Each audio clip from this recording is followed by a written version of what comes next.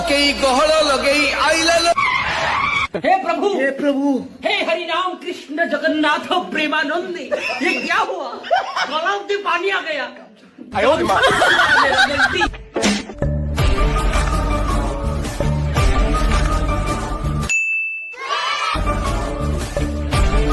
भाई माने এই সভা ডাকের কারণ হচ্ছে যে এবছর দীপাবলি পূজারে